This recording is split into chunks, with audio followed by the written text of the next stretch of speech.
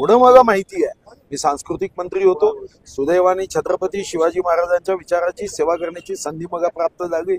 मी वागणं गाणं अफजल खानाच्या कबरीचं अतिक्रमण आठवलं, जे देशात कधी घडलं नव्हतं, छत्रपती शिवाजी महाराजांवर ब्रेल लिपीमध्ये पुस्तक केलं, आणि मला विश्वास आहे की हर समस्याओं का समाधान छत्रपती शिवाजी महाराजांच्या नावात आहे। मी श्रीशैलमला मंदिर बांधलं छत्रपतींचं।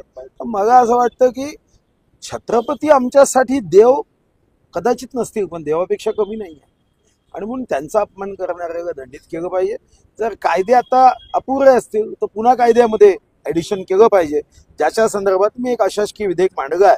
कदाचित ते जून जुलै अधिवेशनात येईल तेव्हा मी ही आग्रही मागणी करणार आहोत की कोणी उठायचं, छत्रपती शिवाजी महाराजांचा अवमान करण्याचं धारिष्ट्य कोणी करू नये।